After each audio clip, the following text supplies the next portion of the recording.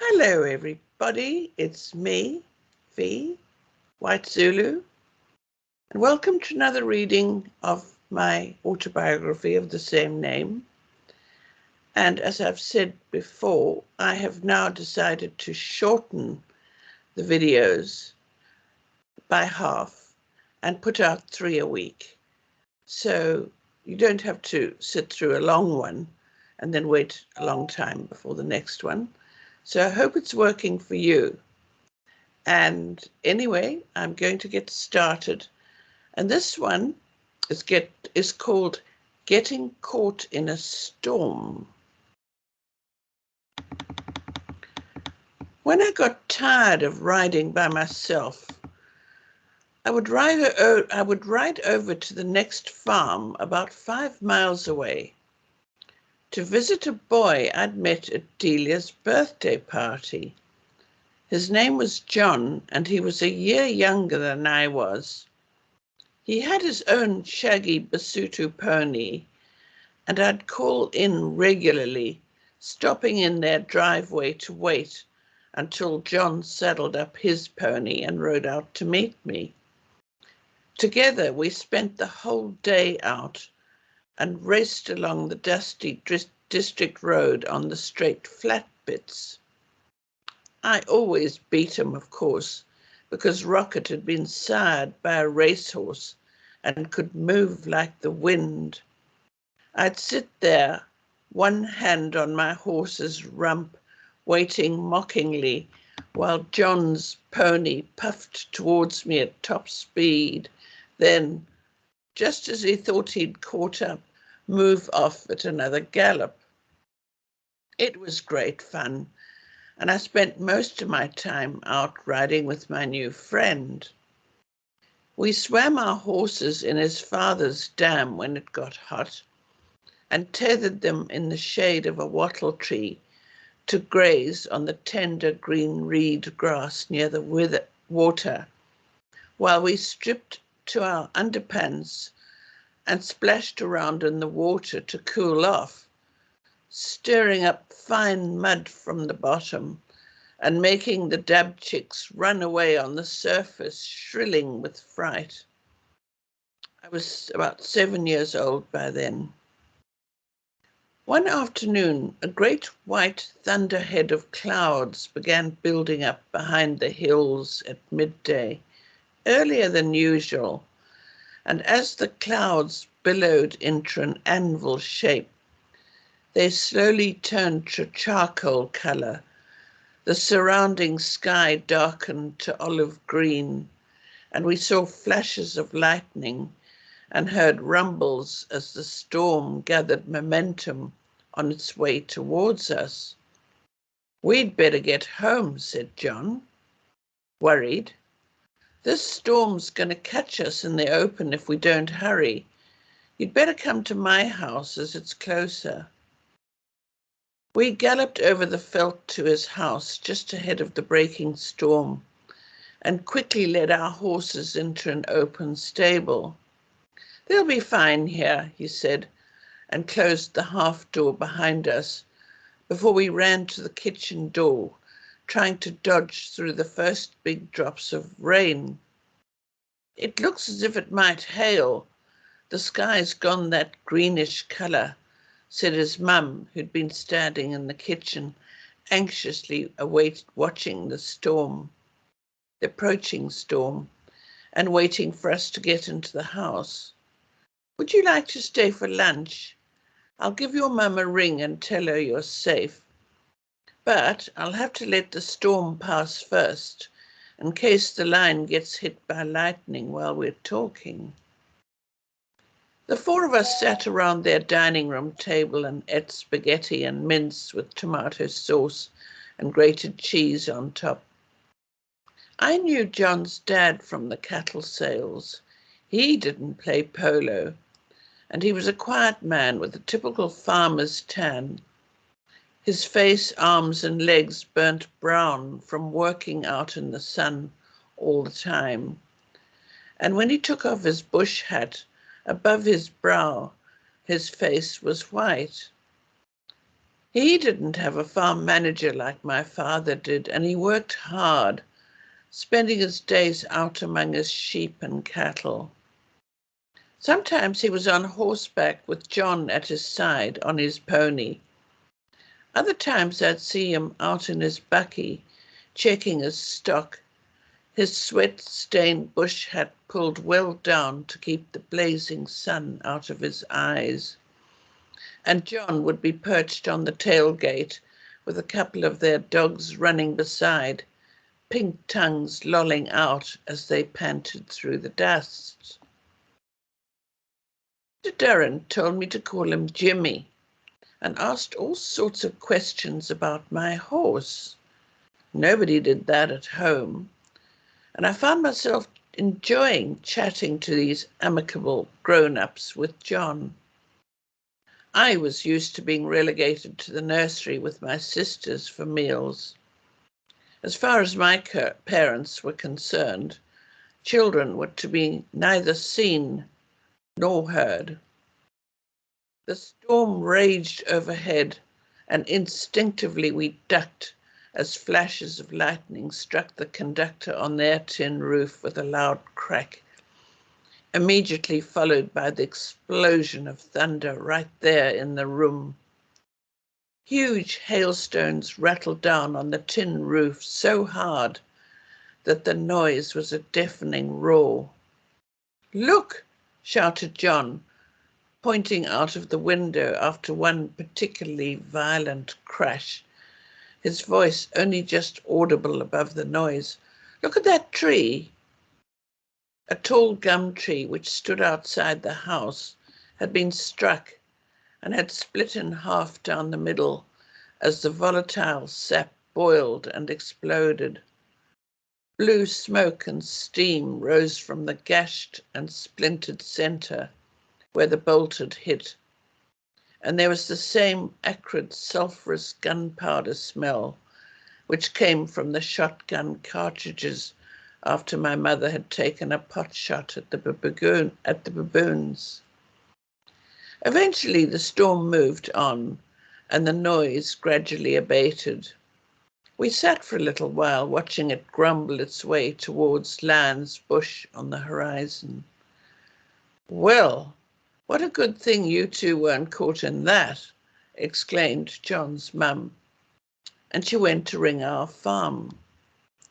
Their phone was exactly like ours, a small wooden box on the wall with two shiny metal dome-shaped bells on top, and they were on the same farm party line as we were, a bit like Nomma Asseblief in that wonderful series on television back in the 70s in South Africa. I watched as she lifted the black Bakelite receiver from its hook and listened to see if there was anyone using the line. Then she cranked the little black handle on the side of the box twice for two short rings and then one long one. That was our ring, 1012 in Morse. There were 12 farms, including the Roman Catholic convent, sharing that one line, and we all had our own Morse code ring. It seemed that whenever my father wanted to make a call to his accountant or lawyer in Maritzburg, the nuns were always on the line, talking in French. We could hear them jabbering away at top speed every time he picked up the receiver. For a bunch of women who are supposed to be in silent retreat, they spend one hell of a time talking, he'd say grimly, as he put the receiver down again, none too gently. 1012, "Hello, Duffy.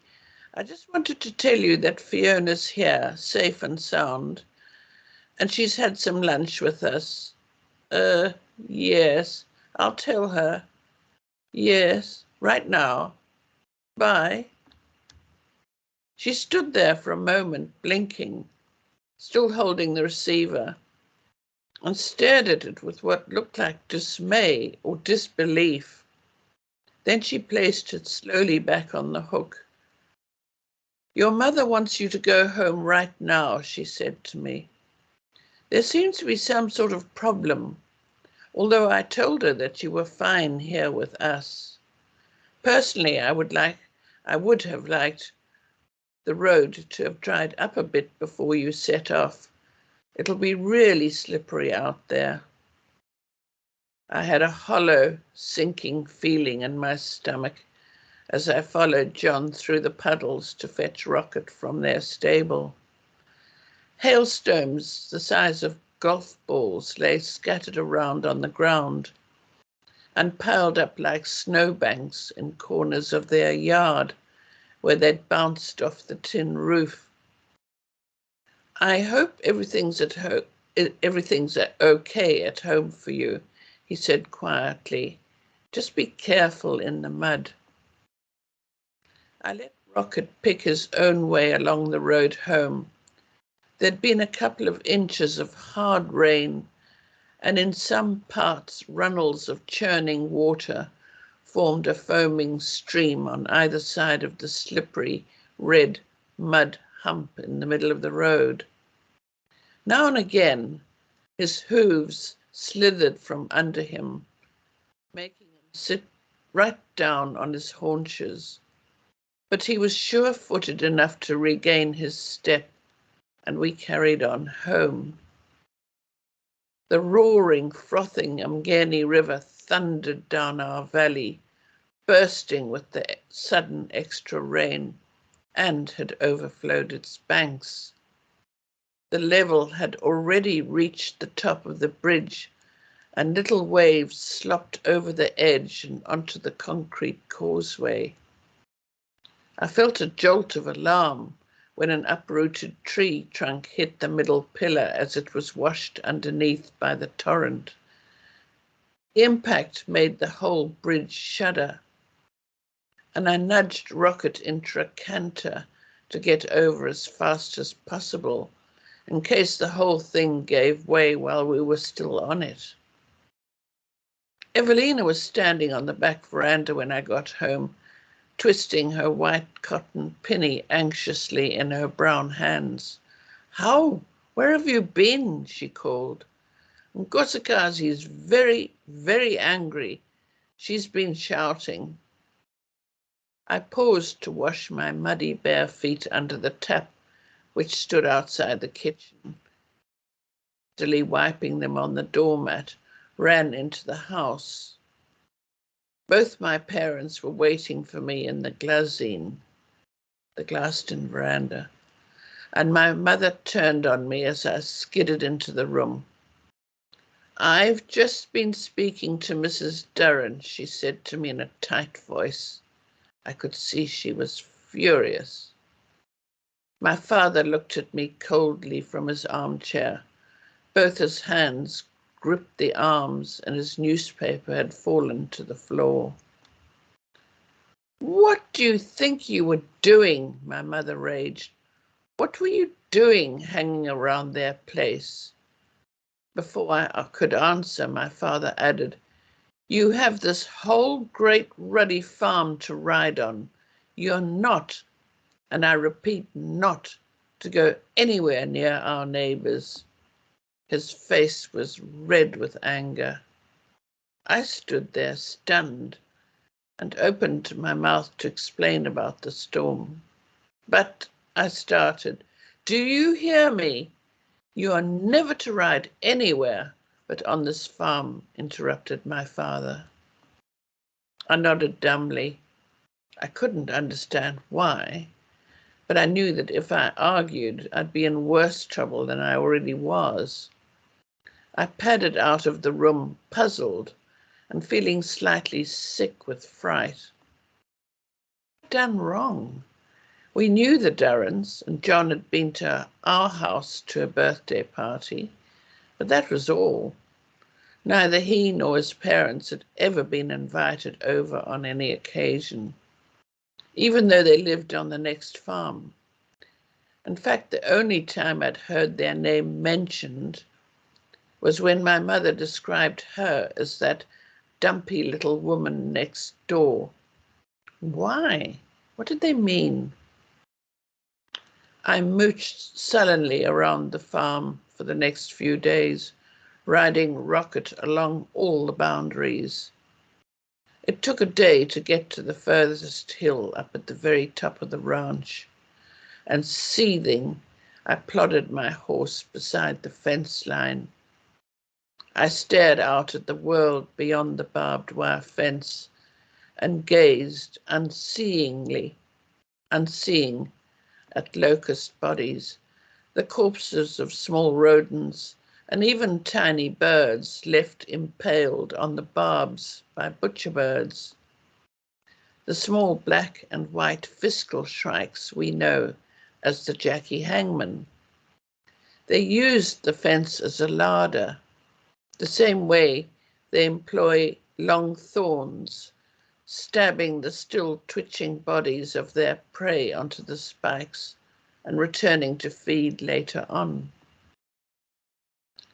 On several of my solitary rides, I saw 5 or 6 vultures circling high overhead in the blue-white brassy sky. There had to be a dead sheep or carcass of one of my father's animals up in the hills somewhere, and normally I'd have ridden up the pass to find the death and report it to him. But I ignored the carrion eaters and kept on riding the boundary fences. I raged inside, angry, puzzled, and above all, lonely. I pondered over and over again about the blistering dressing down I'd received for riding over to the Durrants' farm. All I wanted was a bit of company. Both my older sisters spent most of their time at boarding school, and Delia showed no interest in riding.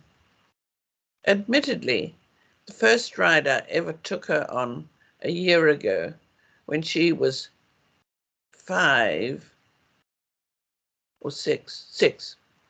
She'd fallen off old Sonny at the end of the drive, just beyond the cattle grid, and broken her right arm. She'd been pretty reluctant about going riding in the first place, and I, desperate for company, had implored her to give it a try. She toppled off as the old moke was ambling along at a snail's pace behind me, and I'd given her grandpa's treatment, sitting back complacently on Rocket and telling her to get back on. Hurry up, or you'll lose your nerve and never ride again, I yelled at her, repeating his old, well-tested mantra. Howling with pain and blinded by tears, she stumbled home on foot, clutching her arm, and I sighed, leant over and collected up Sonny's reins to lead him back to the stables. My mother was very angry. I'm fed up with you, the way you treat your little sister, she'd shouted at me, as Evelina helped the still sobbing Delia into the back of the car. My mother had hastily applied lipstick in the driving mirror before she rammed the gear stick forward, and they took off down the drive in a flurry of dust to get to the doctor's surgery 20 miles away. Later that evening, they'd arrived home, Delia's arm in a sling and set with stark white plaster of Paris. She was enjoying the drama far too much for my liking, as everybody in the kitchen fussed over her, shaking their heads and clicking with sympathy. I glared at her as she sat smugly at the nursery table, while Evelina cut up her food into little pieces so she could eat using a fork with her left hand. It's all your fault, she started. Having any kind of ammunition, justified or otherwise, against me was a rare occasion for her, and she wasn't going to pass it up. But I certainly wasn't going to listen to any moral lectures from her. An apology from me was out of the question, and I wasn't even going to give her an opportunity to finish her sentence. It was your own stupid fault, I retorted. You're just a useless rider. Can't even stay on old Sunny. And that was that. The end of my sister's riding career. That's all for this time, everybody. Enjoyed it. And I want to thank John Muslane very much for all the hard work he does to create these videos for me. And if you'd like more information and more photographs, please go to my website at www.whitezulubook.com. Thank you so much for listening, and I'll see you next time. Goodbye.